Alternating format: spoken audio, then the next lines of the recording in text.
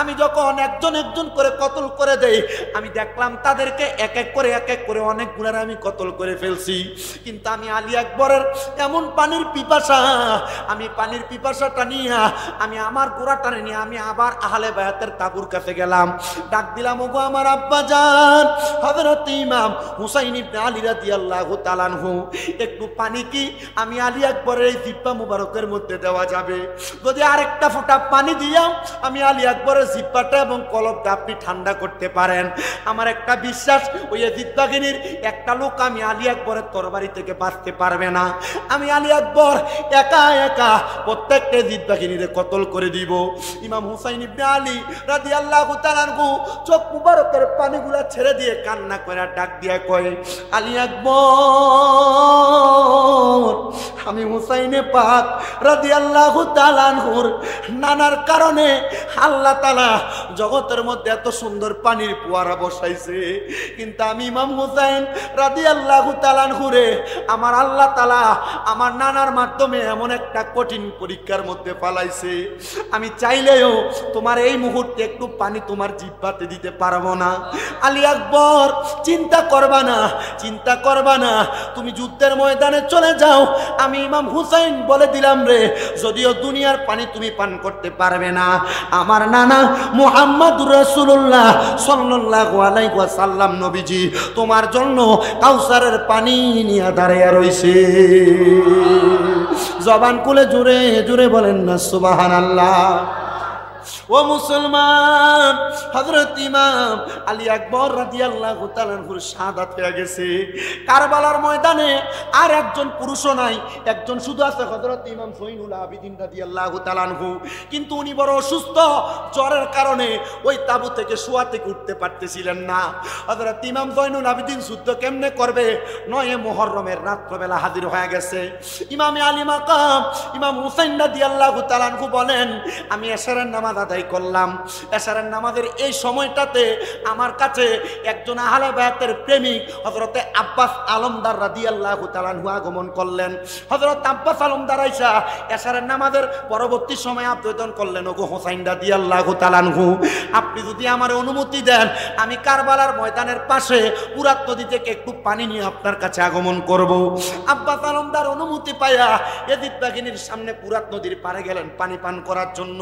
উনি বলেন, আমি গোড়ার পিঠে চইরা আমি যখন পানির জন্য হাত দিয়া কোষ করে পানি নিতেছি, আমার আগে যতজন সদস্য ফুরাত নদীর পানি নিতে চাইলো, ইয়াজিদ বাহিনী প্রত্যেককে বাধা প্রদান করেছে, কিন্তু তারা আমি আব্বাস আলমদারে বাধা দেয় নাই।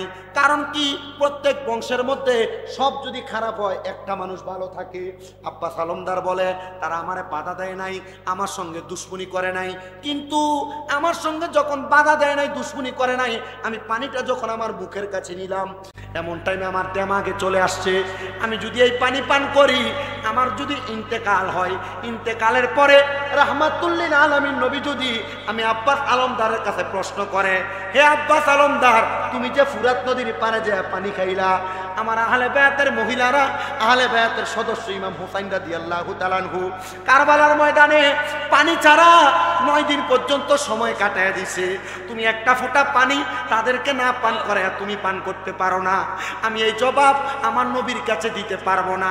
আল্লাহ আল্লাহ আল্লাহ আল্লাহ।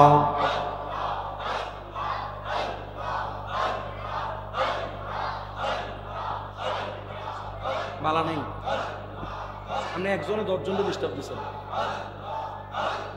মায়া নিদন হারাইলাম ঘুমের ঘরে স্বপ্নে, মায়া নিদন হারাইলাম ঘুমের ঘরে স্বপ্নে, আর কি দেখা হবে মুর্শিদ জীবনে। মারহাবা আল্লাহ আল্লাহ। আর কি দেখা হবে মুর্শিদ জীবনে। মারহাবা। রঙম হলে থাকবার মুর্শিদ পালং কে সইয়া কোন সন্ধানে হাজরা গেলে ঢুকিবে আসিয়া আল্লাহ আল্লাহ মায়া যদি লাগে মুর্শিদ নাও না টেনে কাছে আর কি দেখা হবে মুর্শিদ জীবনে মারহাবা আল্লাহ আল্লাহ মায়া নিদন হারাইলাম ঘুমের গৌরে স্বপ্নে আর কি দেখা হবে নূরে জীবনে মারহাবা আল্লাহ আল্লাহ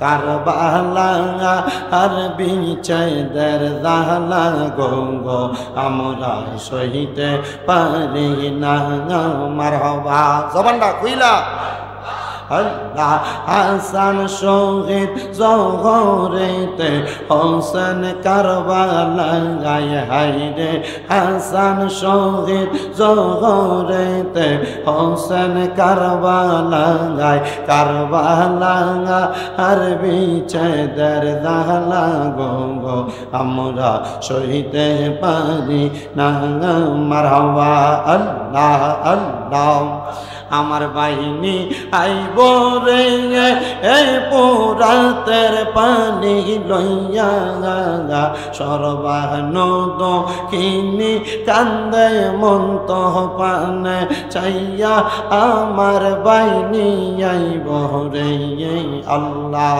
আল্লাহ আল্লাহ বাইজে আমার ছিল বড় আদরের রতন পানি আনতে গেল তিনি পৌরাত নাদির পাঙ্গার গেল চইলা মায়ের সন্তান গেল চইলা মায়ের সন্তান কারবালার প্রান্ত আমার বাইনি আইব রে আমার বাইনি আইব রে এ পুরাতের পানি লইয়া সর্বানন্দ কিনি কান্দে মন্ত পানে চাইয়া আমার বাইনি আইব রে আল্লাহ আল্লাহ আল্লাহ কাছে মেরো লাশ গোরার পৃষ্ঠেতে চরিয়া আপন জনের কাছে পৌঁছিল আসিয়া ঘরের বাইরে লাগল আগুন কাছে মেরলা গিয়া আল্লাহকে মারল রে আল্লাহকে মারল রে হে মায়ের যত নের রহত গনকে কারিয়া নীল মায়ের বুকের জাদু দগন আল্লাহ কে মারল রে আল্লাহ আল্লাহ লা ইলাহা ইল্লাল্লাহু মুহাম্মাদুর রাসূলুল্লাহ সাল্লাল্লাহু আলাইহি ওয়াসাল্লাম আল্লাহুম্মা আমিন আল্লাহুম্মা আমিন আলহামদুলিল্লাহি রাব্বিল আলামিন আসসালাতু ওয়াসসালামু আলা রাসূলিহিল কারীম রব্বানা যালামনা আনফুসানা ওয়া ইল্লাম তাগফির লানা ওয়া তারহামনা লানাকুনান্না মিনাল খাসিরিন ইয়া ইলাহি রহম ফরমা মুস্তাফা কি वास्ते खोले दे दरवाजाए रहमत गदा की वास्ते रहमतुल लिल आलमीन खत मेरा सुलझाने जगह अहमद हामिद मुहम्मद मुस्तफ़ा की वास्ते मबूदो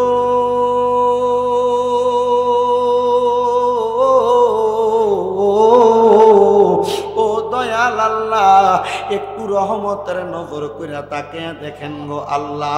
পবিত্র সোহাদে কারবালা এবং কবরবাসীর স্মরণে তন্তর ইমাম হুসাইন রাদিয়াল্লাহু তাআলা আনহু গাউসিয়া নুরিয়া হিফজখানা ও এতিমখানা, তন্তর মা ফাতেমা রাদিয়াল্লাহু তাআলা আনহা বাগে নূরে মহিলা হিফজখানা মাদ্রাসার উদ্যোগে তৃতীয় বাৎসরিক মাওলা আলী রাদিয়াল্লাহু তাআলা আনহু কনফারেন্স সোহাদে কারবালার মাহফিল সাজাইয়া এই তন্তর বাসস্ট্যান্ড জামে মসজিদের মধ্যে আমার সঙ্গে উলামায়ে কেরাম, বিশেষ করে তলেবুল এলম ছাত্র ভাই বাবারা, আমার দাড়ি পাকা মুরব্বী বাবারা, পর্দার অন্তরালের কত মা বোনেরা মুনাজাতের মধ্যে হাত বাড়াইছে।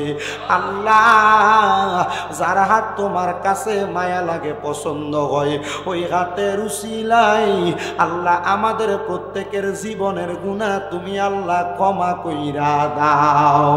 এর আমার এই তন্তর আশেপাশে এলাকার ভাই বাবারা, কিরে ভাই, মাইকের আওয়াজ তোমাদের কানে যায়নি রে ভাই, মুনাজাত হইতেছে রে ভাই, আর কতকাল দুনিয়ার রং তামাশা আড্ডাবাজির মধ্যে সময় কাটাইবা? একদিন দুনিয়ার হায়াত যখন তোমার শেষ হয়ে যাবে, মালাকুল মাউত আজরাইল তোমার সামনে চলে আসবে। এমন অনেক মানুষ মারা গেছে, মালাকুল মাউতের চেহারা দেইকা বিছানার মধ্যে বয়ে প্রস্রাব পায়খানা কইরা দিছে।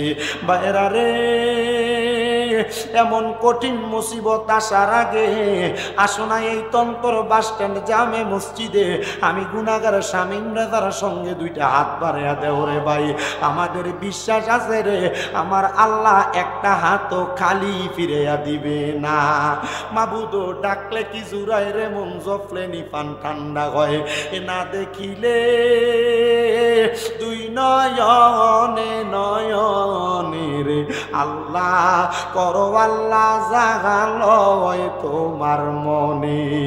তুমি তোমার বন্ধু আদম নবীর সঙ্গে কইছো কথায় আল্লাহ আরাফাতে নিয়া আমরার সঙ্গে নি কইবা কথা গো। ও আল্লাহ, মৌতের বিছানায় শুয়াইয়া গো আল্লাহ করো আল্লাহ জাগালয় তোমার মনে। তুমি তোমার বন্ধু হযরতে ইউনুস নবীর সঙ্গে কইছো কথায় আল্লাহ মাছের পেটে নিয়া আমরার সঙ্গে নি কইবা কথা গো। ও আল্লাহ, সাদা কাফনে ঢুকাইয়া গো আল্লাহ করো আল্লাহ জাগালয় তোমার মনে। তোমার বন্ধু মুসা নবীর সঙ্গে কইছো কথায় আল্লাহ তোর পাগারে তুইলা আমরার সঙ্গে নি কইবা কথা গো। ও আল্লাহ, আল্লাহ মৃত্যুর পালঙ্কে উঠাই গো আল্লাহ করো আল্লাহ জাগালয় তোমার মনে। অবশেষে আমার নূরের নবীর সঙ্গে কইছো কথায় আল্লাহ মেরাজেতে নিয়া আমরার সঙ্গে নি কইবা কথা গো।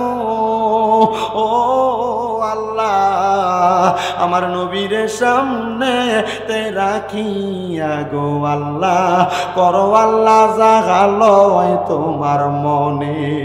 মাবুদ, আমি একদম গুনাহগার শামীম রাজার সঙ্গে উলামায়ে কেরাম, দাড়ি পাকা মুরব্বী বাবারা, যুবক নওজোয়ান ভাইয়েরা, ছোট্ট ছোট্ট মাসুম বাচ্চারা, জানি না কে জানি হাত বাড়াইছে, কার জানি জগতের মধ্যে আব্বা নাই, যেই বাবা রিক্সা চালাইয়া মাটি কাইটা মাথার গাম পায়ে ফালাইয়া পরের বাড়িতে বদলার কাজ কইরা সন্তানরে মানুষের মতো মানুষ করার জন্য আব্বা নিজের রক্তরে পানি বানাইছে, এমন আব্বা তাদের অন্ধকার কবরে রে আল্লাহ আব্বার কবরটারে তুমি আল্লাহ জান্নাতের বাগান বানাইয়া দাও। ও দয়াল রে, ফরিয়াদ তোমার দরবারে আল্লাহ কে জানি ঘাট বাড়াইছে, কার জানি জগতের মধ্যে মা নাই, যেই মা 10 মাস 10 দিন গর্ভে ধারণ কইরা সন্তানের প্রসব বেদনা সহ্য করতে মার বড় কষ্ট হইছে, এমন মা দুঃখিনী যাদের অন্ধকার কবরে রে আল্লাহ আম্মার কবর নাজাতের ফয়সালা কইরা দাও। জানি না কোন সন্তান জানে ঘাট বাড়াইছে, মাও নাই বাবাও নাই, জনমের তিন গো আল্লাহ, এমন মা বাবা যার কবর দেশে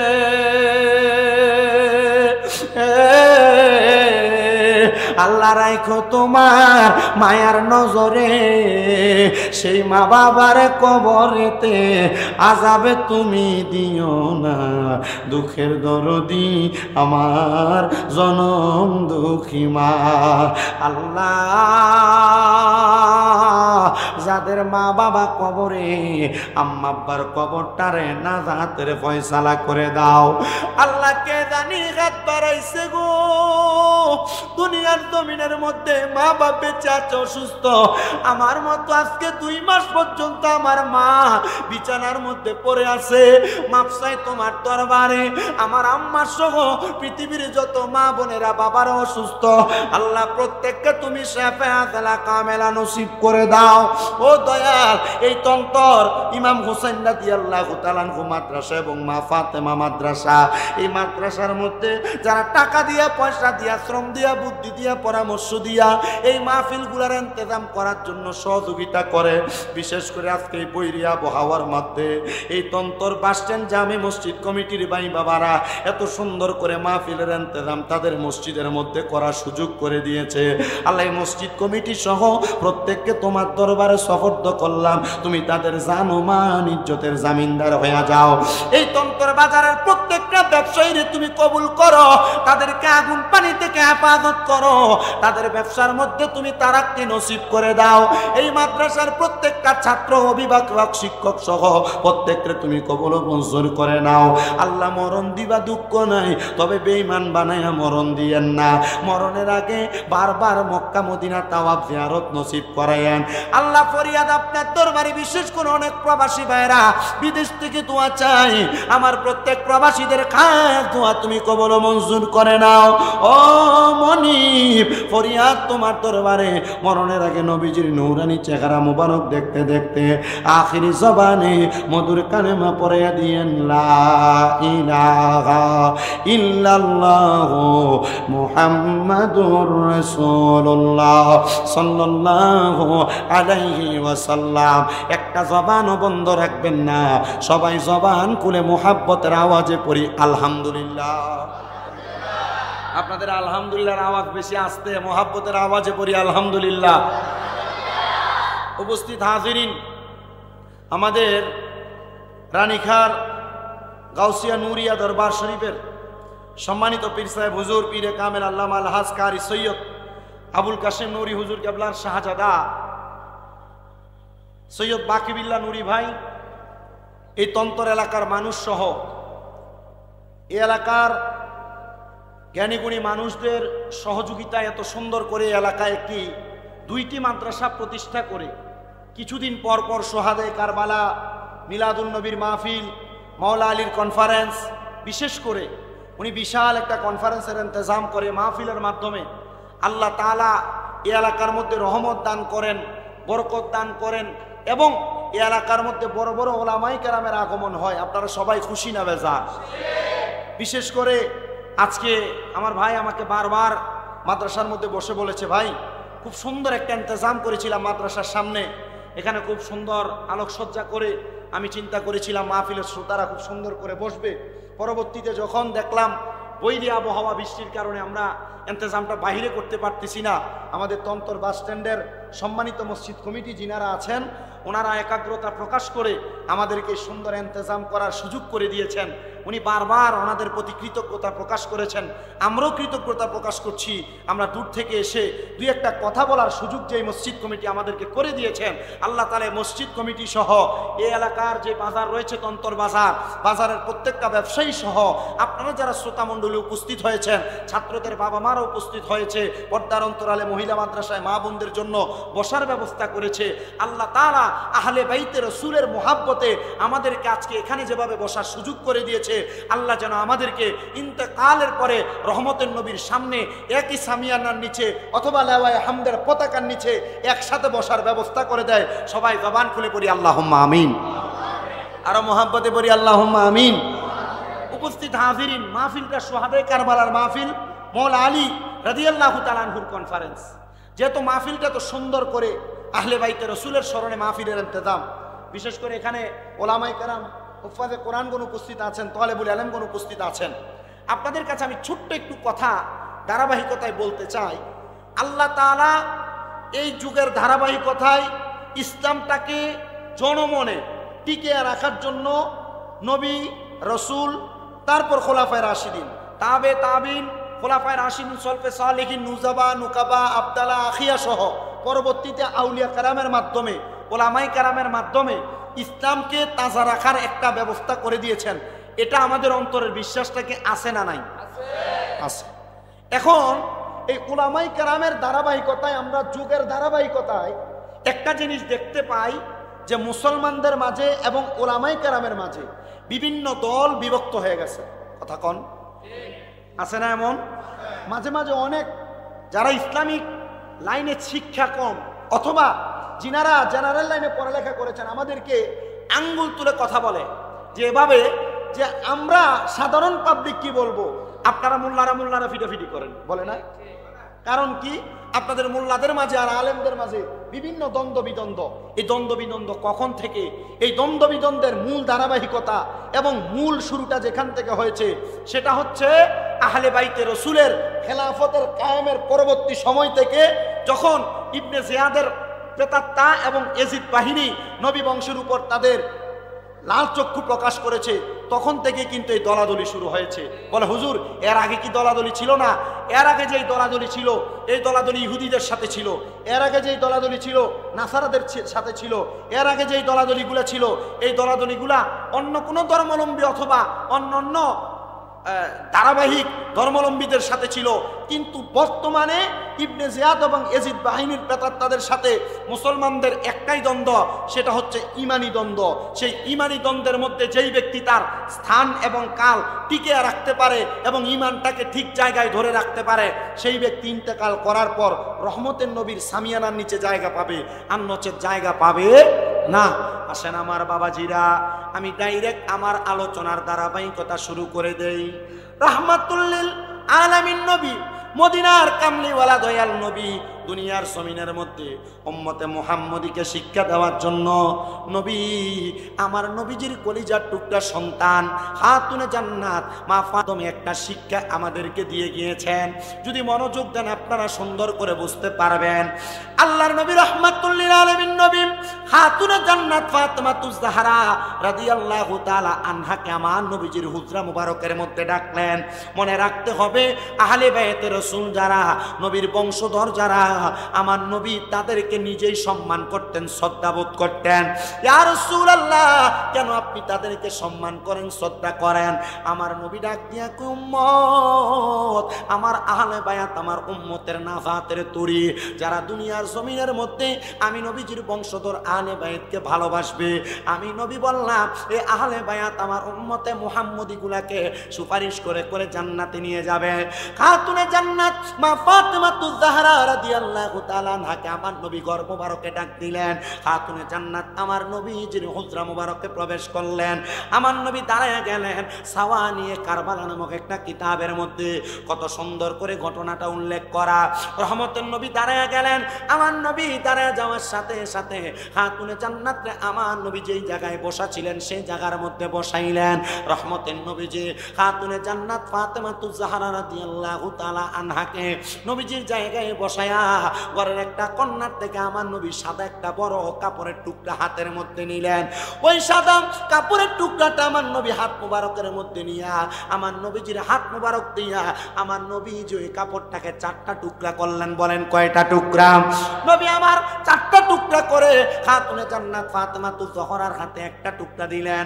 ডাক দিয়ে বলে, ওগো খাতুনে জান্নাত ফাতেমাতুজ জাহরা, এই একটা কাপড়ের টুকরা আমি নবীজি তোমার হাতে দিলাম তোমার কাফনের জন্য। আরেকটা কাপড়ের টুকরা আমি নবী তুমি খাতুনে জান্নাতের হাতে দিলাম, ওই কাপড়টা তুমি আমার হযরতে আলী কাররামাল্লাহু ওয়াজহুর হাতে দিবা, বলবা এটা আমি নবীকে আমার আল্লাহ তাআলা জিবরাইলের মাধ্যমে প্রদান করেছেন হাদিয়া সৌরভ, যেন আমি নবী তুমি খাতুনে জান্নাত এবং হযরত আলী কাররামাল্লাহু ওয়াজহুর হাতে দিয়ে দেই। আরেকটা কাপড়ের টুকরা আমার নবী যে হাত মুবারকের মধ্যে নিয়া নবী আমার ডাক দিয়া কই ওগো খাতুনে জান্নাত ফাতেমা, এই কাপড়ের টুকরাটা হযরত ইমাম হাসান রাদিয়াল্লাহু তাআলা আনহুর জন্য বরাদ্দ।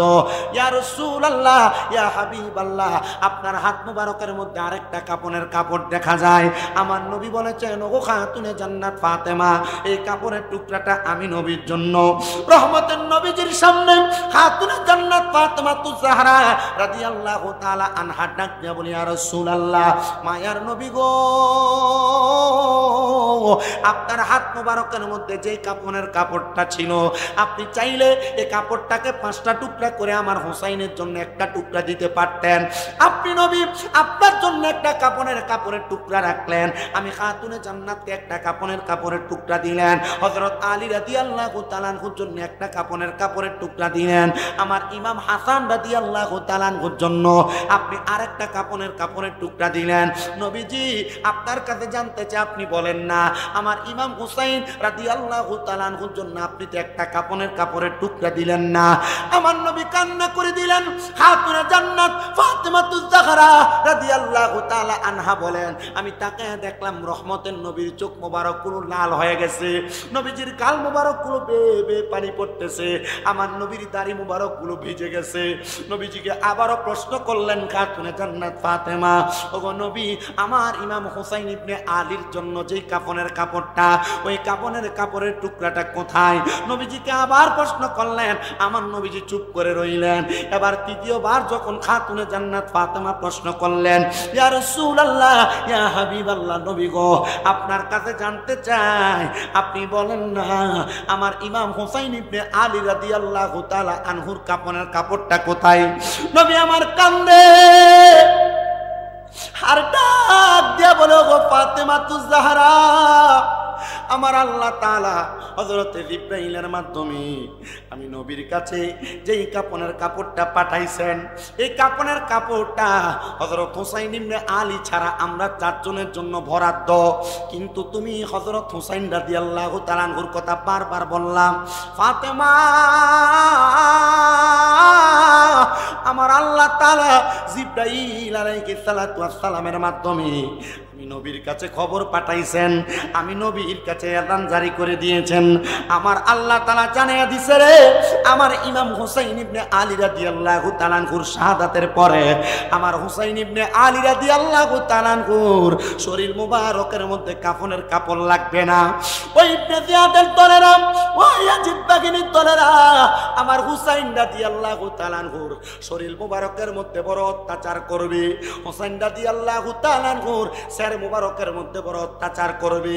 ঠিকই আমি কিতাব পড়ে দেখলাম, ওই ইবনে জিয়াদ বাগিনীর লোকেরা আমার নবীজির কলিজার টুকরা নাতি হযরত ইমাম হুসাইন রাদিয়াল্লাহু তাআলা আনহুর ঠোঁট মুবারকের মধ্যে তীর দিয়া আঘাত করেছে, হুসাইন রাদিয়াল্লাহু তাআলা আনহুর গর্দান মুবারকের মধ্যে তরবারি দ্বারা আঘাত করেছে।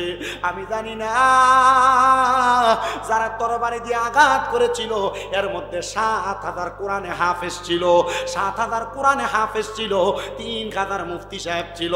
মুসলমান মনে রাখতে হবে, কোরআনে হাফেজ দেখলে পাগল হওয়া যাবে না, মুফতি মুহাদ্দিস দেখলে পাগল হওয়া যাবে না, আরে বড় পাঞ্জাবিওয়ালা টুপিওয়ালা দেখলে পাগল হওয়া যাবে না।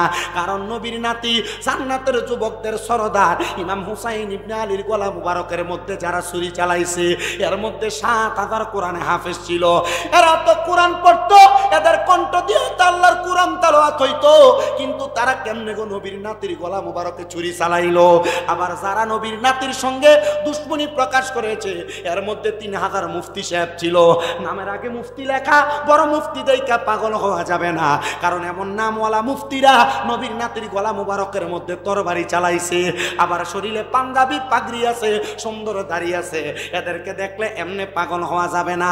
লক্ষ্য করতে হবে এদের মধ্যে নবীর নবীর প্রেম আছে কিনা, এদের মধ্যে আহলে বায়াতের প্রেম আছে কিনা।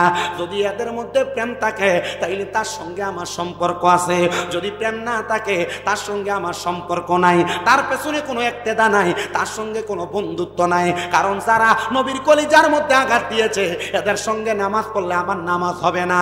যারা নবীর কলিজার মধ্যে আঘাত দিয়েছে, নবীর নাতির গলা মুবারকের মধ্যে তরবারি চালাইছে, এদের সঙ্গে বন্ধুত্ব করলে রহমতের নবী আমার উম্মত বলে পরিচয় দিবে না। এই ইয়াজিদ বাগিনীরা আমার নবীজির নাতির গলা মুবারকের মধ্যে তরবারি চালাইছে। হযরতে আব্দুল্লাহ ইবনে আব্বাস রাদিয়াল্লাহু তাআলা আনহু হাদিস বর্ণনা করতেছে, তিনি বলেন আমি যেদিন 10 মুহররম আশুরার দিন হাজির হয়ে যায়, আমি মক্কাতুল মুকাররমার মধ্যে হাতিমে কাবার সঙ্গে হেলান দিয়া আসরের নামাজের পরবর্তী সময় আমি একটু চোখটা বন্ধ করলাম। এমন টাইমে আমি দেখলাম আমার নবীজির মাথা মুবারকের চুল মুবারক গুলা এলোমেলো, নবীজির ঠোঁট মুবারকের মধ্যে, আমার নবীজির চেহারা মুবারক দাড়ি মুবারকের মধ্যে দুলা বালিয়া রক্ত মুবারক দেখা যায়, আমার নবীজির হাত মুবারকের মধ্যে একটা পেয়ালা দেখা যায়। আমি প্রশ্ন করলাম, ইয়া রাসূলুল্লাহ, ইয়া হাবিবাল্লাহ, নবী গো, আপনার ঠোঁট মুবারকের মধ্যে দুলাবালি দেখা যায়, আপনার চেহারা মুবারকের মধ্যে রক্ত দেখা যায়। আমার নবীজি কান্না করে দিয়েছেন আর ডাক দিয়া বলেন, ইয়া রাসূলুল্লাহ, আব্দুল্লাহ ইবনে আব্বাস, আমি নবীজির ঠোঁট মুবারকের মধ্যে দুলাবালি আর রক্ত কেন জানোনি? আমার হযরতে হুসাইন ইবনে আলী রাদিয়াল্লাহু তাআলা ঘুরে ওই কারবালার ময়দানে শাহাদাত করে দেয়া হয়েছে। আমি নবীজি হুসাইন পাকের কাটা কল্লা মুবারক শের মুবারকের মধ্যে চুমা দেওয়ার কারণে আমি নবীর ঠোঁট মুবারক এবং দাড়ি মুবারকের মধ্যে ধুলাবালি রক্ত দেখা যায়। যে গলায় চুমুকেতেন আল্লাহর হাবিব নবী মুস্তাফায়, যে গলায় চুমুকেতেন আল্লাহর হাবিব নবী মুস্তাফায়, কিভাবে সেই গলাতে বিষের ছুরি শিমরে চালাই, হে হোসেন নবীজির औलाद সালাম জানাই, মোরা তোমায় সালাম জানাই। মোহাব্বতে বলেন সালাম জানাই, মোরা তোমায়। জানি না কেমন করে ছিলেন নবী সোনার মদিনায়, জানি না কেমন করে ছিলেন নবী সোনার মদিনায়। যে সময় দুষ্ট এজিদ হোসেনের গলায় তলোয়ার চালায়, হে হোসেন নবীজির औलाद সালাম জানাই, মোরা তোমায় সালাম জানাই। মাই বলেন সালাম জানাই।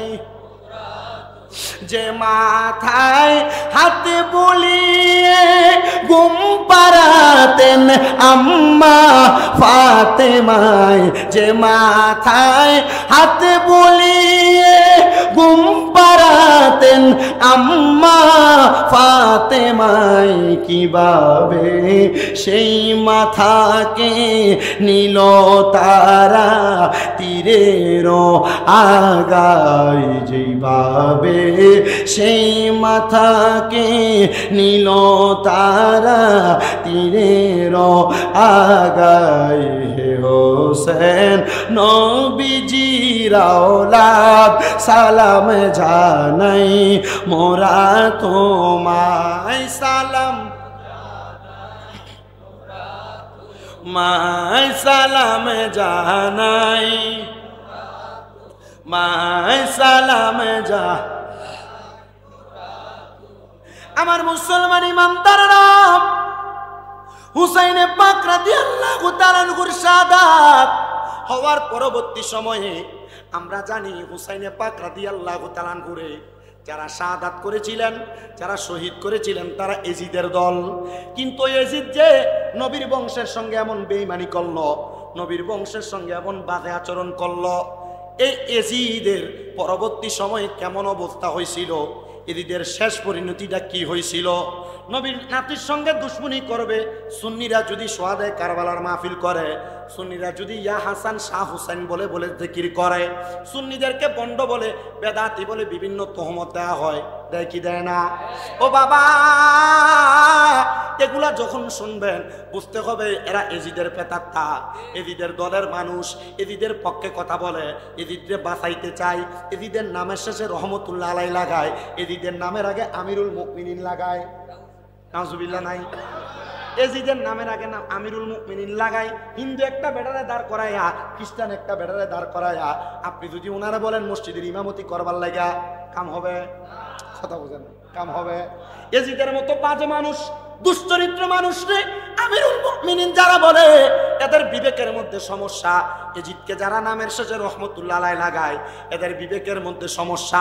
এরা একবারও চিন্তা করে না যে ইয়াজিদ নবীর বংশের সঙ্গে দুশ্মনী করেছে, তাকে আমরা কেমনে রহমতুল্লাহ আলাই বলি। এরা শুধু উপাধি এইটাই দেয় না, এজিদের নামের আগে তারা হাফেজ লাগায়। আরে নবীর বংশের সঙ্গে এমন গাদ্দারি করার পরে তারা কেমন বলে এমন নামের বড় বড় উপাধি লাগায়। মনে রাখতে হবে, আমার নবীজির নাতি ইমাম হুসাইন রাদিয়াল্লাহু তাআলা আনহুকে যখন ইবনে জিয়াদ শহীদ করেছে, শাহাদাত করার পরে ওই এজিদ কোনো সাধারণভাবে মারা যায় নাই। এজিদের মৃত্যুর ব্যাপারে তিনটা বর্ণনা আমি আজকে সকালবেলা আমার ঘরে বসে বসে পড়েছি। আমি পড়ার পরে দেখলাম আমার দয়াল নবী রাহমাতুল্লিল আলামিন নবী এজিদ বাহিনীর জন্য ছোট্ট একটা লানতের বদদোয়া করে দিয়ে গিয়েছেন। আমার নবীজির ওই বদদোয়াটা এমন ভাবে কাজে লাগছে। এজিদ কোনো সাধারণভাবে মরে নাই। ওই এজিদ যখন সে তার বাড়ির মধ্যে একটা বানর পালন করত, মানুষ তো ভালো মানুষ না, বানর পালন করার জন্য ওই এজিদ তার ঘোড়ার পিঠে চইরা যাইতে যাইতে জঙ্গলার মধ্যে গেছে। বানরের জন্য কলা যখন পারবে, ওই কলা পারার সময় এজিদ নামক লোকটা, ইবনে জিয়াদ নামক লোকটা তার ঘোড়ার পিঠে চড়ে চড়ে সামনের দিকে যাচ্ছে। ঘোড়া এমন প্রকট গতি নিয়ে সামনের দিকে যায়, ওই এজিদ বাগান পর্যন্ত পৌঁছাইতে পারে নাই, ঘোড়ার পিঠ থেকে পড়ে গেছে। তার দেহটা ঘোড়ার সঙ্গে বান্ধা থাকা অবস্থায় ঘোড়াটা এমনভাবে তাকে ছেঁচড়াইছেন, এমনভাবে টানছেন, তার শরীরটা একবারে কালো বিদকুটে হয়ে গেছে, বিচ্ছিন্ন হয়ে গেছে। তার বাড়ির মধ্যে তার সেনাবাহিনীরা, তার সঙ্গী সাথীরা তার বাড়ির মধ্যে নিয়ে গেছে। নিয়ে যাওয়ার পরে ওই ইয়াজিদ বাথরুমের মধ্যে প্রস্রাব করতে অথবা পায়খানা করতে অথবা গোসল করতে গেছে। বর্ণনার মধ্যে এটা দেখলাম, ওই ইয়াজিদ সে জায়গার মধ্যে পইরা বাথরুমের মধ্যে ইন্তেকাল করছে, মরছে। বাথরুমের মধ্যে মরছে। নবীর নাতির সঙ্গে গাদ্দারি করার পরে ওই ব্যক্তি ভালোভাবে মরতে পারে না, বাথরুমের মধ্যে মরবে, এটাই তো স্বাভাবিক অবস্থা। হাম্মাম খানার মধ্যে মরবে, এটাই স্বাভাবিক অবস্থা। ঘোড়ার পিঠ থেকে পইরা মরবে, এটাই তো স্বাভাবিক অবস্থা। এই জন্য মনে রাখতে হবে, নবীর নাতিদেরকে ভালোবাসতে হবে, আহলে বায়াতের রাসূলদেরকে ভালোবাসতে হবে। এদের সঙ্গে কেউ যদি দুশ্মনী করে, এরা এমন ভাবে বাথরুমের মধ্যে মরবে, বাথরুমের পাশে তাদের জায়গা হবে, খারাপ ভাবে মারা যাবে, শরীর তাদের কালো হয়ে যাবে। আল্লাহ তাআলা এমন ইয়াজিদ বাহিনীর যারা প্রেতাত্মা, এদের থেকে আমাদেরকে দূরে রেখে নবীর নাতি ইমাম হুসাইনে পাক রাদিয়াল্লাহু তাআলা আনহু দলে রাইখা হুসাইনি মুসলমান হিসেবে আমাদেরকে কবুল করেন। জোরে পড়েন আমিন। আল্লাহুম্মা সাল্লি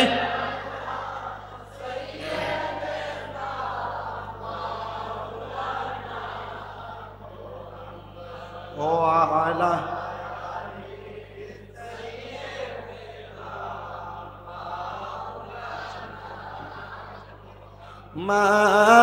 মাদাল্লাহুম্মা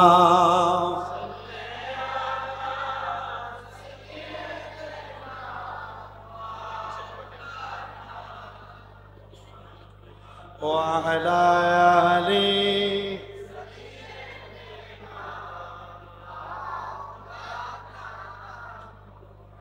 কারবালায় ঘটিল এক আজব কাহিনী, কারবালায় ঘটিল এক আজব কাহিনী। নবীর আওলাদ আজগর শহীদ পাইল না পানি, বলেন নবীর আওলাদ আজগর শহীদ পাইল না পানি। নবীর আওলাদ সম্মান করো কোরআনের বাণী। বলেন নবীর আওলাদ সম্মান করো কোরআনের বাণী। বিয়া দবি করে কেউ বাঁচতে পারেনি। নবীর আওলাদ আজগর শহীদ পাইল না পানি। বলেন কারবালায় ঘটিল এক আজব কাহিনী। নবীর আওলাদ আজগর শহীদ পাইল না পানি। বাবারে নবীর আওলাদ আজগর শহীদ পাইল না পানি। জিব্বা শুকায় গলা শুকায় শুকায় ঠোঁটখানি। বলেন জিব্বা শুকায় গলা শুকায় শুকায় ঠোঁটখানি। কান্নার আওয়াজ বাহির হয় না, কান্নার আওয়াজ বাহির হয় না সেই জাদুমণি। নবীর আওলাদ আজগর শহীদ পাইল না পানি। বলেন কারবালায় ঘটিল এক আজব কাহিনী। নবীর আওলাদ আজগর শহীদ পাইল। এই বলেন নবীর আওলাদ আজগর শহীদ পাইল। আজগরে পানি পান করিলে তলোয়ার ধরতনি। বলেন আজগরে পানি পান তলোয়ার ধরতনি।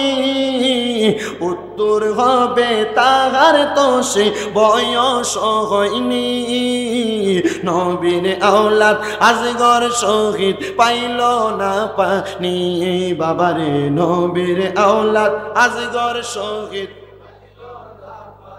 আরে কারা করলো কারবালাতে এমন শয়তানি। বলেন কারা করলো কারবালাতে এমন শয়তানি।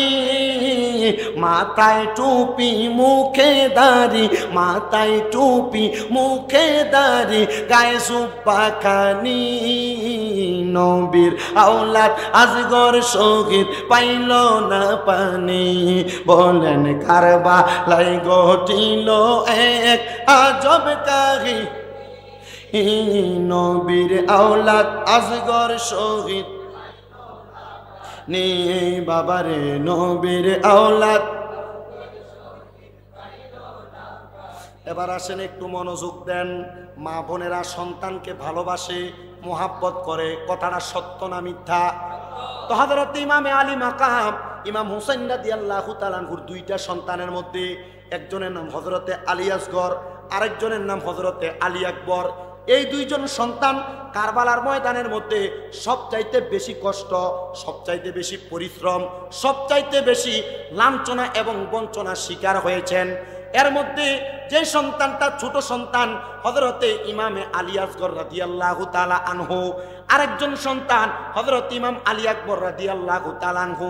ইমাম আলী আকবর রাদিয়াল্লাহু তাআলা আনহু যখন দেখলেন কারবালার ময়দানের মধ্যে আহলে বায়াতের সদস্যরা পানির জন্য কারবালার ময়দানের মধ্যে কাতরাচ্ছেন, এমন টাইমে হযরত আলী আকবর রাদিয়াল্লাহু তাআলা আনহু হাত তুললেন। ওগো আব্বা জান, কারবালার ময়দানে আহলে বায়াতের সদস্যদের তাঁবুর মধ্যে কারোর কাছে কোনো পানি নাই। কি নাই? কারোর কাছে কোনো পানি নাই। আব্বা জান, আপনি আমার ছোট ভাই ইমাম আলী আসগরকে আপনার কুল মুবারকের মধ্যে করে নিয়ে যখন আপনি ফুরাত নদীর পাড়ে গিয়েছেন, ওই ইবনে জিয়াদের লোকেরা আমার ছোট ভাইয়ের কলিজার মধ্যে তারা তীর মেরে দিয়েছে। ও আব্বা, আপনি তাকে জান্নাতের সুধা পান করায়া আমার মা জননীর হাতের মধ্যে দিয়েছেন। আব্বা গো, আমার মা হযরত সাগারা বানু এখনো পর্যন্ত সন্তান হারা বেদনা নিয়ে এই তাঁবুর মধ্যে অবস্থান করতেছে। আপনি আমি হযরত আলী আকবরকে একবার অনুমতি দেন। আপনি যদি আমার অনুমতি দেন, আমি পানির জন্য ওই ফুরাত নদীর পাড়ে যাব। আমাকে একটা তরবারি দিবেন, ওই তরবারি দ্বারা আমি ইবনে জিয়াদ শহীদ বাহিনীকে আমি কতল করব। কতল করে আমি আহলে বায়াতকে পানি পান করানোর জন্য আমি চেষ্টা চালাইব। নবীজির কলিজার টুকরা নাতি হযরতে ইমাম হুসাইন রাদিয়াল্লাহু তাআলা আনহু অনুমতি প্রদান করলেন। হযরতে আলী আকবর রাদিয়াল্লাহু তাআলা আনহু ঘোড়ার পিঠে উইঠা হযরতে আলী কাররামাল্লাহু ওয়াজহুর খিনজিরটা নিয়ে তরবারিটা নিয়ে উনি এমন ভাবে রওনা করেছে ওই কারবালার ময়দানে ফুরাত নদীর পাড়ের মধ্যে যাইয়া হযরতে আলী আকবর পানির জন্য যখন হাত বাড়ায় হযরতে আলী আকবরকে ঘোড়া দ্বারা ধাওয়া করা হয়েছে। হযরতে আলী আকবর বলেন আমার পেছন থেকে যখন তারা ঘোড়া দিয়ে ধাওয়া করে আমি আলী আকবর আমার অন্তরের মধ্যে অন্য কোনো কিছু ধারণা করলাম না। আমি একটাবার আমার জবান দ্বারা সাল্লু আলাইকা ইয়া রাসূলুল্লাহ শব্দ ব্যবহার করলাম। সাল্লু আলাইকা ইয়া রাসূলুল্লাহ শব্দটা ব্যবহার করে আমি আমার ঘোড়াটা দিয়া পেছনের দিকে আর না দৌড়াইয়া আমি আমার ঘোড়ার লাগামটারে টাইনা দইরা এজিদ বাহিনীর দিকে আমি আবার দাওয়া করতে লাগলাম। আমি তাকে দেখলাম আমি তরবারি চালানো লাগে নাই, ওই এজিদ বাহিনীরা আমার ঘোড়ার দাওয়ার সাথে সাথে সামনের দিকে আবার চলে যাচ্ছে। আমি আমার তরবারি দিয়ে পেছন থেকে একজন একজন একজন একজন করে তাদেরকে কতল করে দিলাম। আমি তারা জাহান্নামের রাস্তা দেখায় দিলাম। আমি যখন একজন একজন করে কতল করে দেই আমি দেখলাম তাদেরকে এক এক করে অনেক গুণের আমি কতল করে ফেলছি। কিন্তু আমি আলী আকবরের এমন পানির পিপাসা, আমি পানির পিপাসাটা নিয়ে আমি আমার ঘোড়াটা নিয়ে আমি আবার আহলে বায়াতের তাবুর কাছে গেলাম। ডাক দিলাম ওগো আমার আব্বাজান হযরত ইমাম হুসাইন ইবনে আলী রাদিয়াল্লাহু তাআলা আনহু একটু পানি কি আমি আলী আকবরের এই জিহ্বা মুবারকের মধ্যে দেওয়া যাবে? যদি আরেকটা ফোঁটা পানি দিয়াম আমি আলী আকবরের জিহ্বাটা এবং কলবটা আপনি ঠান্ডা করতে পারেন। আমার একটা বিশ্বাস ওই এজিদ বাহিনীর একটা লোক আমি আলী আকবরের তরবারি থেকে বাঁচতে পারবে না। আমি আলী আকবর একা একা প্রত্যেকটা এজিদ বাহিনীরে কতল করে দিব। ইমাম হুসাইন ইবনে আলী রাদিয়াল্লাহু তাআলা আনহু চোখ মুবারকের পানিগুলা ছেড়ে দিয়ে কান্না করে ডাক দিয়ে কয় আলী আকবর আমি হুসাইনে পাক রাদিয়াল্লাহু তাআলা আনহুর নানার কারণে আল্লাহ তাআলা জগতের মধ্যে এত সুন্দর পানির ফোয়ারা বসাইছে, কিন্তু আমি ইমাম হুসাইন রাদিয়াল্লাহু তাআলা আনহুরে আমার আল্লাহ তাআলা আমার নানার মাধ্যমে এমন একটা কঠিন পরীক্ষার মধ্যে ফালাইছে। আমি চাইলেও তোমার এই মুহূর্তে একটু পানি তোমার জিহ্বাতে দিতে পারবো না। আলী আকবর চিন্তা করবা না, চিন্তা করবা না, তুমি যুদ্ধের ময়দানে চলে যাও।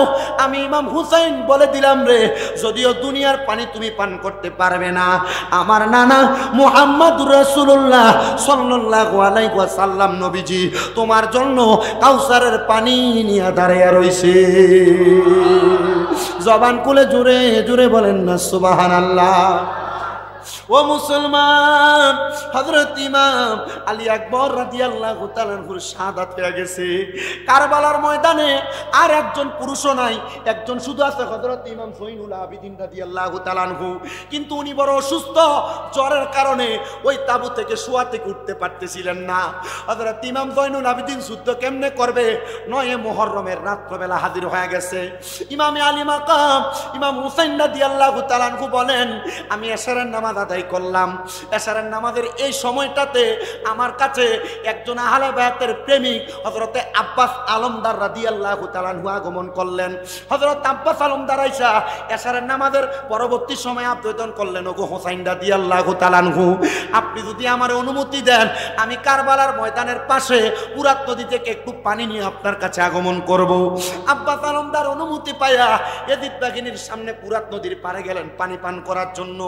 উনি বলেন আমি ঘোড়ার পিঠে চইরা আমি যখন পানির জন্য হাত দিয়া কোষ করে পানি নিতেছি, আমার আগে যতজন সদস্য ফুরাত নদীর পানি নিতে চাইলো এজিদ বাহিনী প্রত্যেকটা বাধা প্রদান করেছে, কিন্তু তারা আমি আব্বাস আলমদারে বাধা দেয় নাই। কারণ কি? প্রত্যেক বংশের মধ্যে সব যদি খারাপ হয় একটা মানুষ ভালো থাকে।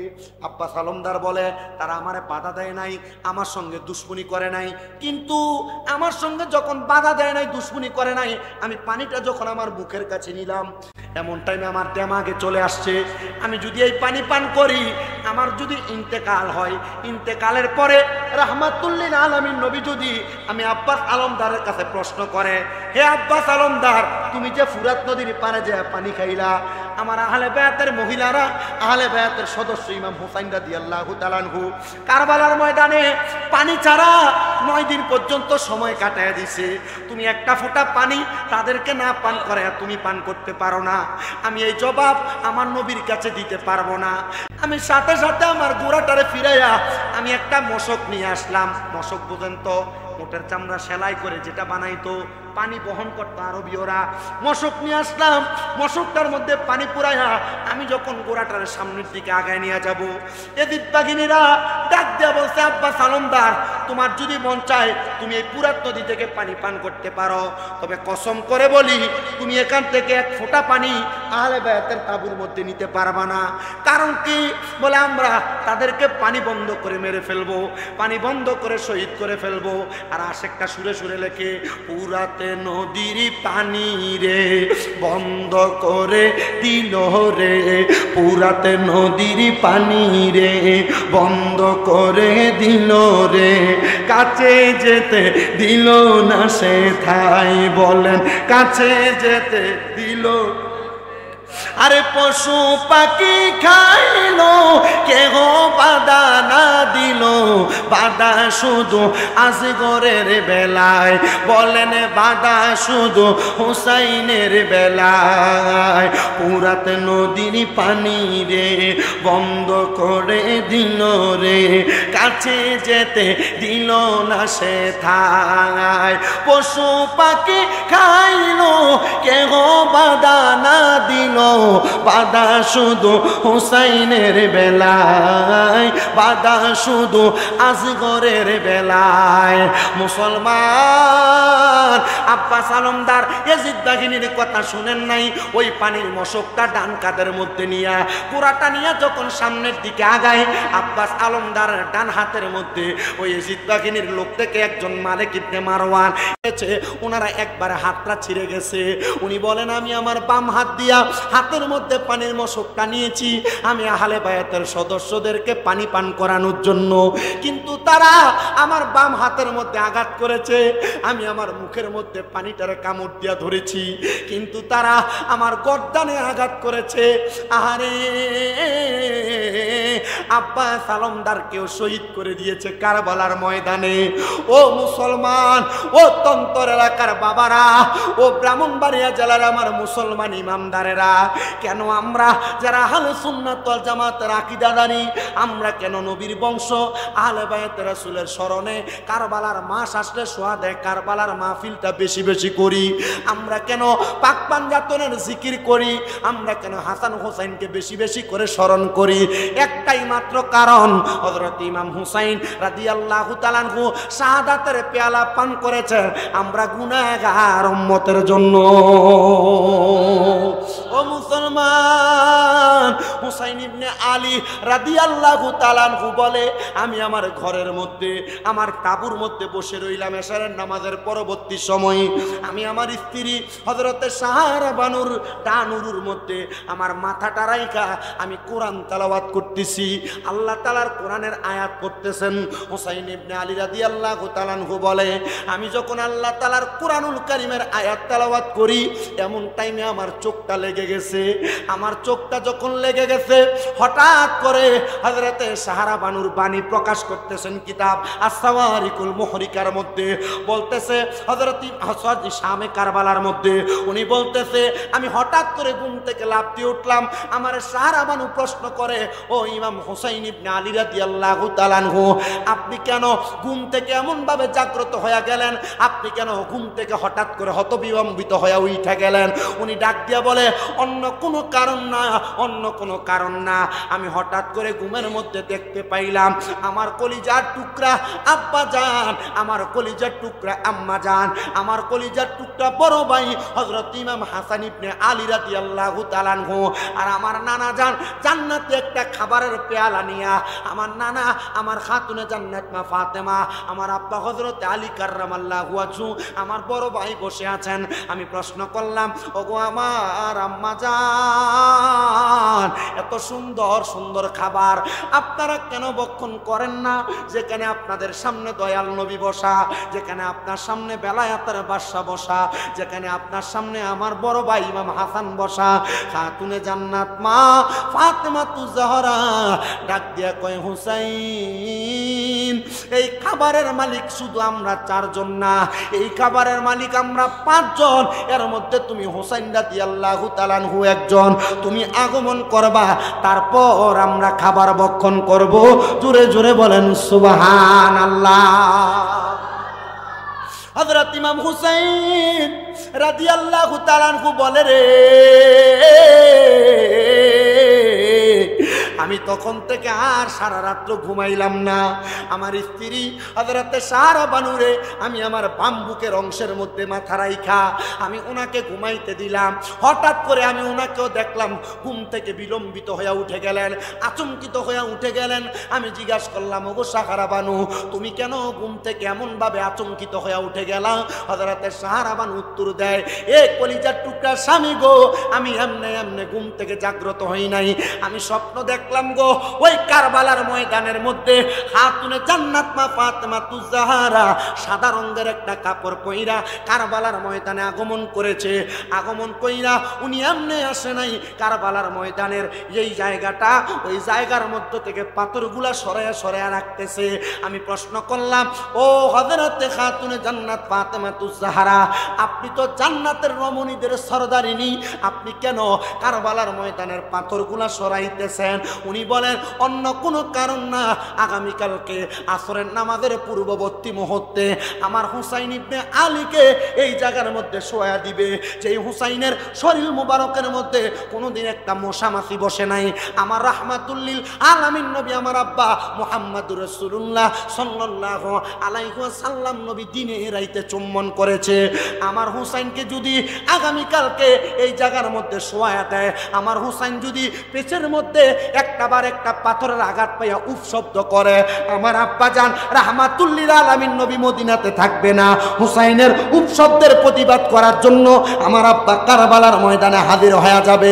এই জন্য আমি খাতুনে জান্নাত ফাতেমা আমার আব্বার উম্মতের ওফাদারির দায়িত্ব নিয়া কারবালার ময়দান হুসাইনের জন্য পরিষ্কার করার জন্য হাজির হয়ে গেছি।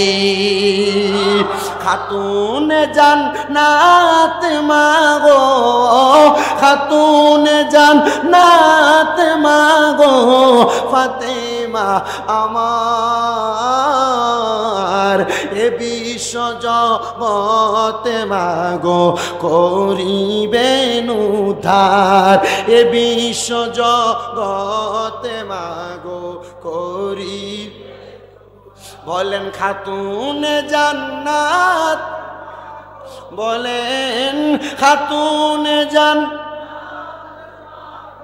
ফাতেমা আমার, এ বিশ্ব জগতে মাগো করিবেন উদ্ধার, এ বিশ্ব জগতে মাগো করিবেন।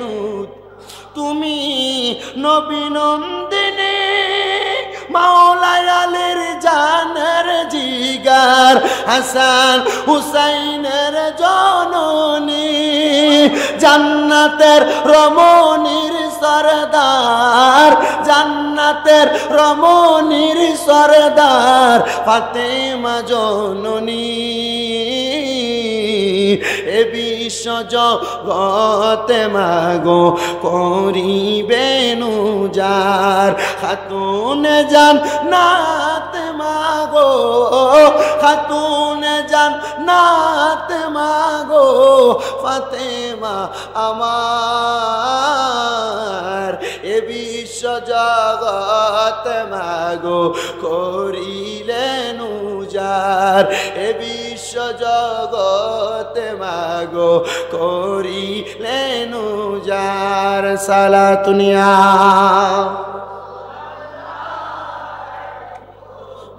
সালামুনিয়া আলা দুনিয়া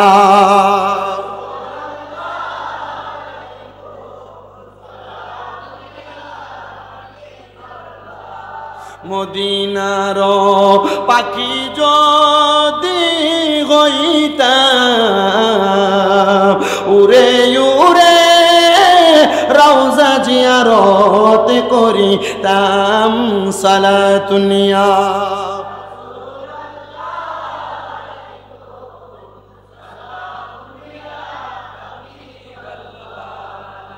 হযরত শহরবানু বলেন, হে হুসাইন ইবনে আলী রাদিয়াল্লাহু তাআলা আনহু, আমি স্বপ্ন দেখেছি আমার কলিজার টুকরা শাশুড়ি আম্মা জান, আপনার কলিজার টুকরা জননী জান্নাতের রমণীর সরদার খাতুনে জান্নাত ফাতেমাতুজ জাহরা কারবালার ময়দানের পাথরগুলা সরাচ্ছেন। যদি আপনার পিঠের মধ্যে আগামীকালকে একটা পাথরের ব্যথা লাগে, আপনি যদি একবার উপশব্দ করেন, রহমতের নবী রওজা মুবারকে থাকবে না, আপনার উদ্ধার করার জন্য রহমতের নবী রওজা মুবারক থেকে চলে আসবে। এবার আপনারা বলেন, ও তন্তরগা বাসস্ট্যান্ড জামে মসজিদের বাবাজিরা, আমার নবীজি হুসাইন রাদিয়াল্লাহু তাআলা খুব শব্দ করলে, উম্মতে মুহাম্মদী ডাক দিলে আসার ক্ষমতা আছে না নাই? মোহাব্বতের আওয়াজে বলেন, আছে না নাই? এটা আহলে সুন্নাত ওয়াল জামাতের আকীদা। আমার নবীরে উম্মতে মুহাম্মদী ডাক দিলে আসতে পারে। হুজুর কেমনে আসে আমরা তো বুঝলাম না। আমার নবীজি নিজেই আল্লাহ তাআলার কোরআনুল কারীম উম্মতরে পড়ায়া শোনাইছেন, আন্নাবিয়্যু আউলা বিল মুমিনিনা মিন আনফুসিহিম, আউলা বমানা আত্রা নফস বমানা রূহ, ইমানদারের জানের চাইতে আমার দয়াল নবী আরো নিকটে। কেউ যদি বলে নবী আসতে পারবে না, কেউ যদি বলে নবী আসার ক্ষমতা নাই, নবী রওজা মুবারকের মধ্যে শুয়ে রইছে মৃত অবস্থায়, তাদেরকে বলবা নবী তো আল্লাহ তো বলছে ইমানদারের জানের চাইতে নিকটে। তুমি যদি বলো নবী আসতে পারে না, তাইলে তুমি ইমানদার না, কথা এখানেই শেষ। কথা কয় না, কথা কয় না, ঠিক কিনা? কেউ যদি বলে নবী আসতে পারে না, তাইলে তুমি ইমানদার না, কথা এখানে শেষ। আরেকটা প্রমাণ যদি লাগে, এখানের মধ্যে প্রমাণ তারা এভাবে দিবেন, বলে হুজুর আমাদেরকে তো বলে না নবী আসতে পারে না। হ্যাঁ বাবা, নবী আসতে পারে না, কিছুক্ষণের জন্য মানবেন, মানার পর তারে প্রশ্ন করবেন, তুমি যখন তোমার এলাকার মধ্যে মানুষ মারা যায়, তোমার বাবা মারা গেছে, দাদা মারা গেছে, এলাকার মুরব্বী মানুষ মারা গেছে, মারা যাওয়ার সময় তুমি তারা যখন কবরে নামাও, বিসমিল্লাহি ওয়া আলা মিল্লাতিল্লাহ, হ্যাঁ আল্লাহর মিল্লাতে দিছে, আল্লাহর মিল্লাতে তো দেয় নাই, বিসমিল্লাহি ওয়া আলা মিল্লাতে রাসূলিল্লাহ বলে কবরে দিলা। তো নবী যদি রওজা মদিনার মধ্যে শুয়ে থাকে, নবী যদি মৃত অবস্থায় মদিনাতে থাকে, তাহলে রাসূলের মিল্লাতে দিয়ে দিলা, নবীজি কবরে আইব কেমনে? আরো সহজভাবে প্রশ্ন করতে পারবা। কবরে 3 প্রশ্ন, মান রব্বুকা ওমান দীনুকা ওমান হাযার রাসূল। প্রথম প্রশ্ন, তোমার রবকে, আপনি বললেন রব্বি আল্লাহ। দ্বিতীয় প্রশ্ন, দীনি আল ইসলাম, আপনি বললেন দিন। আপনার দ্বিতীয় প্রশ্ন, তোমার দিন কি? ওমান দিনুকা, আপনি বললেন দিন ইয়াল ইসলাম। কিন্তু তৃতীয় প্রশ্ন করবে, ওমান হাজার রাসূল, এই ব্যক্তিকে চিনো কিনা? রাসূলকে আপনারা সামনে আইনা বলবে এই ব্যক্তিকে চিনো কিনা। বন্ধু, নবী যদি মদিনাতে থাকে, হাজার রাসূল বলে যদি প্রশ্ন করে, আপনি নবীরে চিনাইবেন। তাহলে নবীজি যদি মদিনাইতেই থাকে, তন্তর মানুষ মারা গেলে তন্তরের মানুষটারে কি মদিনায় নিয়ে প্রশ্ন করবে না? তন্তরের আইকা তো নবী তন্তরে আসতে পারে কি পারে না? নবী ঢাকায় যাইতে পারে কি পারে না? নবী বাংলাদেশের যে কোনো জায়গায় উম্মত ডাক দিলে আসতে পারে কি পারে না? এই ক্ষমতা দিছে কে? আল্লাহ প্রদত্ত ক্ষমতায় নবী যখন যেইখানে চায় হাজির হইতে পারেন। জোরে কোন মারহাবা, আরো মুহাব্বতে বলেন না মারহাবা। আল্লাহুম্মা সাল্লি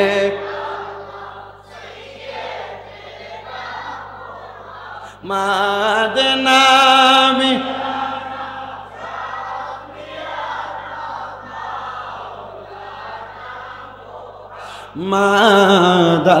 মাদাল্লাহুম্মা সাল্লি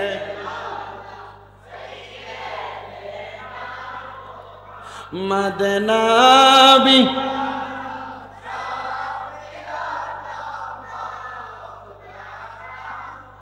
হাজির নাজির থাকেন নবী, কোরআনে তার বর্ণনা। হায়রে নবী আছে জানের কাছে, বেঈমানেরা বুঝল না। আল্লাহুম্মা সাল্লি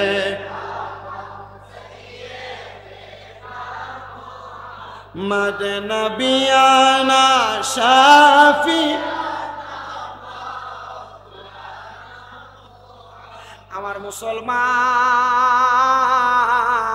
ও নবীর উম্মতের দলেরা, আমার দয়াল নবীজির কন্যা খাতুনে জান্নাত ফাতেমাতুজ জাহরার আরেকটা ছোট্ট কথা, আমার নবী কত মুহাব্বত করতেন। শুধু খাতুনে জান্নাতরে মুহাব্বত করতেন না, যেহেতু মাহফিলের পোস্টারে মাওলা আলী রাদিয়াল্লাহু তাআলা আনহু কনফারেন্স দেখা, মাওলা আলীর একটু শান ও আজমত বোঝানোর জন্য আমি একটা কথা বলি, একটু মনোযোগ দিয়ে শোনেন।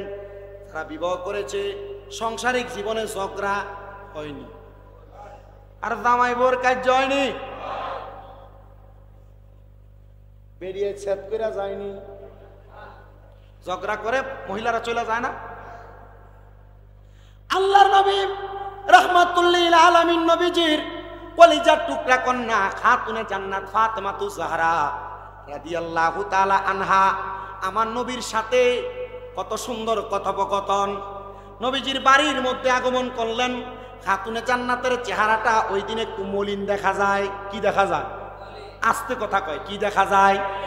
খাতুনে জান্নাত ফাতেমাতুজ জাহরা রাদিয়াল্লাহু তাআলা আনহার চেহারাটা যখন মলিন দেখা যায়, আমার দয়াল নবী রাহমাতুল্লিল আলামিন নবী খাতুনে জান্নাত ফাতেমাতুজ জাহরা রাদিয়াল্লাহু তাআলা আনহাকে দেইখা আমার নবীজি খাতুনে জান্নাত ফাতেমাতুজ জাহরার সঙ্গে কথা বলতেছেন। কিন্তু আমার নবীজি খাতুনে জান্নাত ফাতেমাতুজ জাহরাকে প্রশ্ন করে, ও ফাতেমাতুজ জাহরা, আমি তোমার কাছে জানতে চাই, প্রতিদিন তুমি আমার বাড়িতে আসো, কিন্তু আমার আলী রাদিয়াল্লাহু তাআলা আনহু তোমার সাথে থাকে। খাতুনে জান্নাত ফাতেমা বলে, আমার আব্বা জান মুহাম্মাদুর রাসূলুল্লাহ সাল্লাল্লাহু আলাইহি ওয়াসাল্লাম নবী আমারে যখন প্রশ্ন করলেন, খাতুনে জান্নাত ফাতেমা, তোমার আলী রাদিয়াল্লাহু তাআলা আনহু কোথায়? আমার আলী রাদিয়াল্লাহু তাআলা আনহু কোথায়? আমি খাতুনে জান্নাত ফাতেমা মক্কা মলিন করে চুপ রইলাম। আমার দয়াল নবীজি খাতুনে জান্নাত ফাতেমাকে বলে, আমি জানি তুমি আমার আলী রাদিয়াল্লাহু তাআলা আনহুর সঙ্গে ঝগড়া করে আমি নবীজির বাড়িতে আগমন করেছো। এ ফাতেমাতুজ জাহরা, আমি দয়াল নবী বললাম, যাও তুমি আবার তোমার বাড়িতে ফিরে যাও, আমার আলীকে নিয়ে তুমি আমি দয়াল নবীর বাড়িতে প্রবেশ করো। জোরে শুনে বলি সুবহানাল্লাহ। এখান থেকে একটা শিক্ষা, যারা মা বাবা আছেন, আপনারা যারা মেয়ে বিবাহ দিয়েছেন, আপনারা একটা শিক্ষা গ্রহণ করবেন। আপনার মেয়ে যদি কখনো স্বামীর বাড়ি থেকে রাগান্বিত হইয়া ঝগড়া করে বিবাদ করে চলে আসে, আপনারা মেয়েকে কখনো লাই দিবেন না। মেয়েকে বলবেন না, তোমার স্বামী তোমাকে আঘাত করেছে, তুমি এখান থেকে এখানে থাকো, তোমার স্বামীকে একটা মামলা দিয়ে তারপর তারে সিধা করব। এগুলা কোনো মেয়ের মা বাবার কথা হবে না। মেয়েকে আপনি সাথে সাথে স্বামীর বাড়িতে পাঠাইবেন। যদি প্রয়োজন হয়, মেয়েকে কেন আঘাত করেছে, আপনি আপনার ছেলে মেয়ের জামাইকে ডাকবেন, ডাইকা তারা সুন্দরভাবে বোঝানোর চেষ্টা করবেন। কিন্তু যদি কোনো মা বাবা মেয়েকে উল্টা রিয়েক্ট করে তাকে বোঝায়, হ্যাঁ তোমার মারছে, তারা অন্যায় করেছে, তাইলে ওই সংসারে অশান্তি তৈরি হবে, এই সংসার টিকে রাখতে বড় কষ্ট হবে। রহমতের নবী এটাই শিক্ষা দিয়েছে।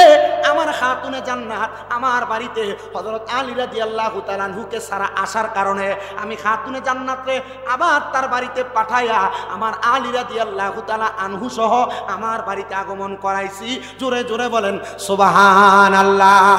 ও মুসলমান, মদিনাতুল মুনাওয়ারার কিবলা থেকে হাতের ডান দিক বরাবর কুবা মসজিদের যে রাস্তা আছে, এই কুবা মসজিদ এবং মদিনাতুল মুনাওয়ারা এই দুইটা জায়গার মধ্যবর্তী জায়গায় খাতুনে জান্নাত মা ফাতেমাতুজ জাহরার বাড়ি, হুজরা মুবারক, এবং পাশে আদালতে আলী রাদিয়াল্লাহু তাআলা আনহু।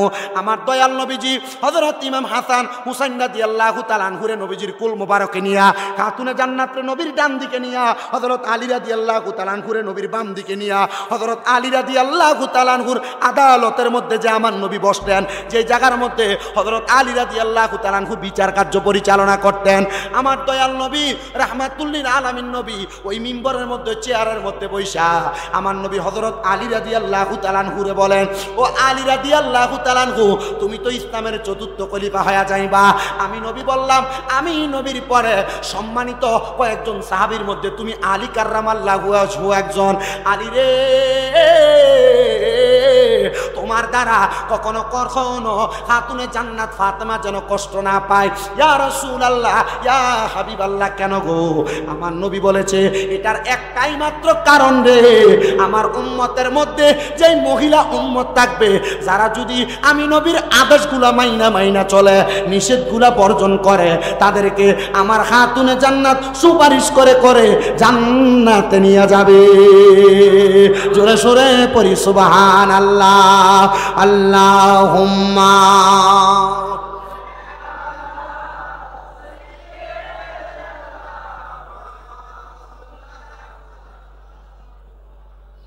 ওয়ালা আলি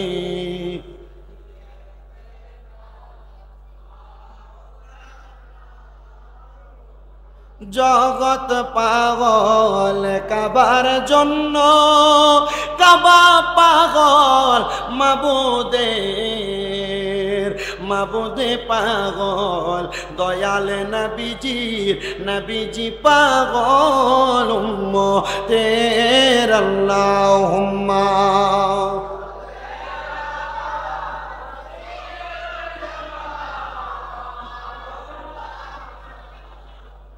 ওয়ালা আলি।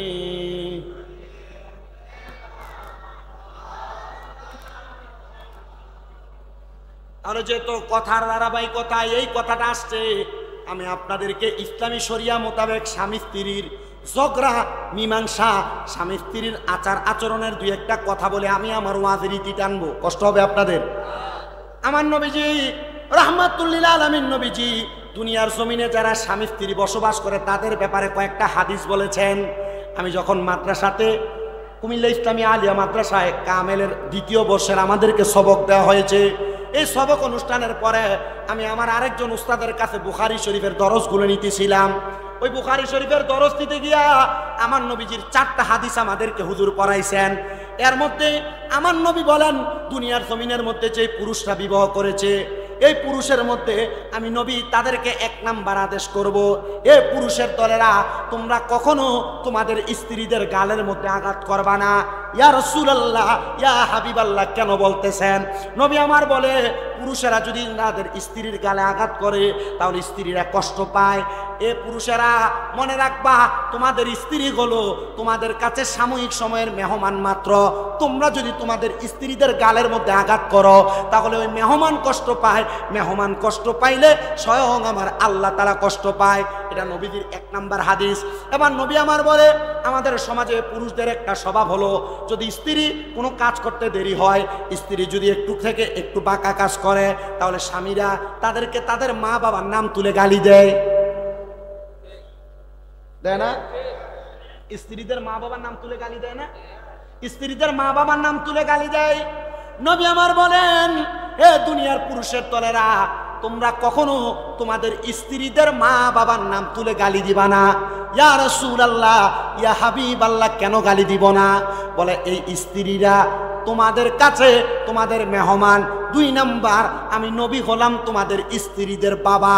ইয়া রাসূলুল্লাহ, আপনি তো কারোর বাবা না, আপনি তো কারোর বাবার মতো না, কিন্তু আপনি নবী কেন স্ত্রীদের বাবা বলে ঘোষণা দিলেন?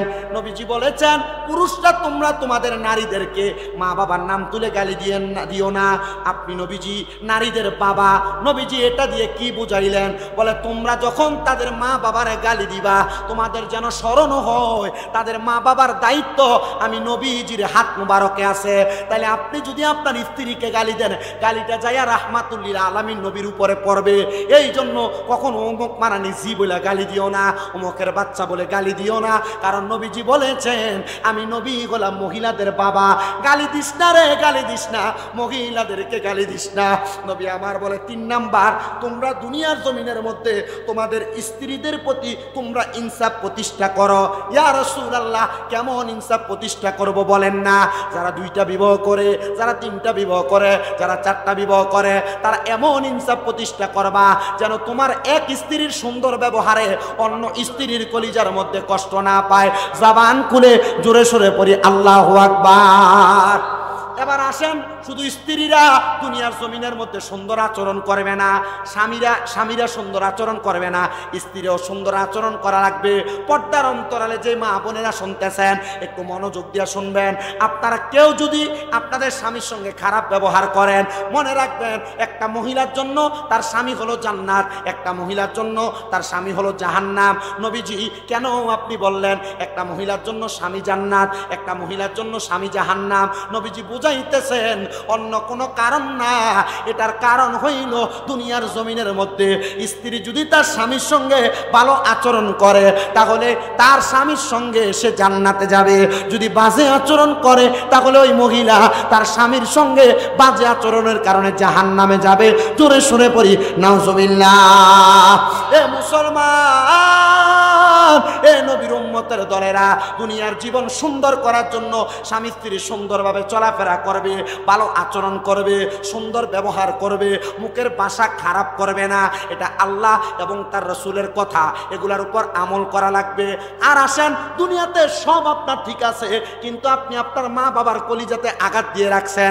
এমন নামাজ দিয়া কোনো লাভ হবে না, এমন রোজা দিয়া কোনো লাভ হবে না, এমন হজ যাকাত দান সদকা কোনো কিছু দিয়া লাভ হবে না।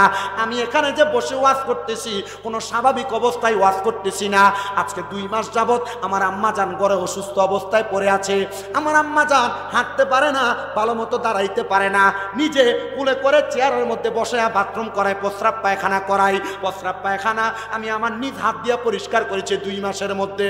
আল্লাহর কসম করে বলি, সকালবেলা নিজ হাতে আম্মা জানকে থেরাপি দেওয়া লাগে। আল্লাহর কসম করে বলি, আম্মা জানকে 3 বেলা আমি নিজে আমার হাত দ্বারা ইনসুলিন প্রবেশ করানো লাগে। কিন্তু আমি একটা কথা আমার অন্তরের মধ্যে নিয়েছি, 2017 সাল থেকে আমি ওয়াজ করা শুরু করেছি।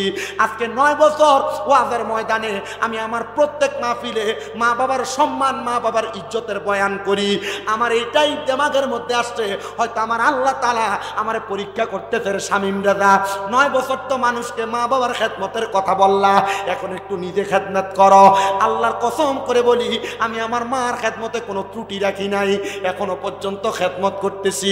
আব্বুজি, আপনার খেদমতের কারণে আপনার মা বাবা যেন কষ্ট না পায়। অনেক সন্তান তাদের মা বাপরে ভাত দেয় না, অনেক সন্তান তাদের মা বাপরে খানা দেয় না, অনেক সন্তান মা বাপরে খাওয়ায় কথা সত্য, 1 সপ্তাহ 1 ভাইয়ের ঘরে, আরেক সপ্তাহ আরেক ভাইয়ের ঘরে খানা দেয়। সন্তান জিজ্ঞাসা করো যার মা বাবা নাই, সে তার মা বাপরে খানা দিতে পারে না। এমন অনেক সন্তান এই মাহফিলে বসছে যাদের আব্বা জান অন্ধকার কবরে। আব্বা জান দুনিয়াতে তাদের টাকা পয়সা ইনকাম করে সন্তানকে মানুষ করেছে, কিন্তু ওই সন্তান এখন লাখ লাখ টাকার মালিক। আব্বা জানরে 500 টাকা দিয়ে একটা লুঙ্গি কিনা পরাইতে পারে না। আরে পরাইবা কেমনে? আব্বা জান অন্ধকার কবরে। তোমার মা বড় কষ্ট করে তোমারে মানুষ করেছে, কিন্তু তুমি তোমার মারে 500 টাকা দিয়ে একটা কাপড় কিনা পরাইতে পারো না। আম্মা জান অন্ধকার কবরে।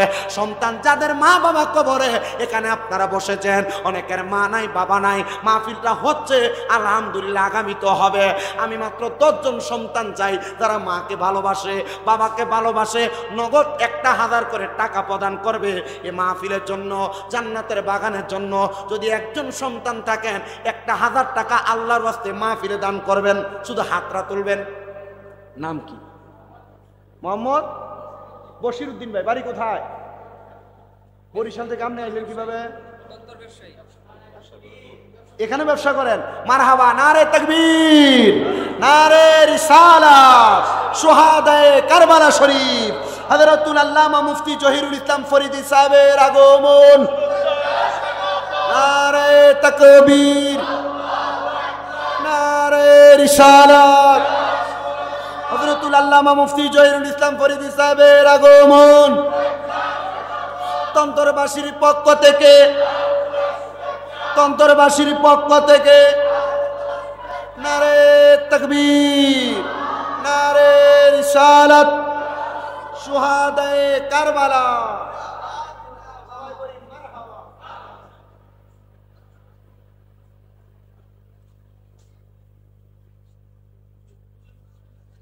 আপনি এটাতে বসেন, আমি ঠিক বসে।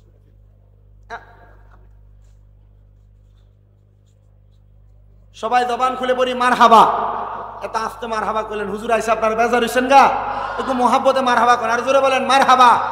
আমরা দেখতে পাচ্ছি আজকের মাহফিলের যিনি সম্মানিত প্রধান বক্তা হযরতুল আল্লামা শায়েখ মুফতি জহিরুল ইসলাম ফরিদি সাহেব, বারাকাল্লাহু ফি হায়াতি, আল্লাহ যেন হুজুরের হায়াতের মধ্যে, রিজিকের মধ্যে, ইলমের মধ্যে বরকত দান করে। সবাই পড়ি আল্লাহুম্মা আমিন, মুহাব্বতের আওয়াজে পড়ি আমিন।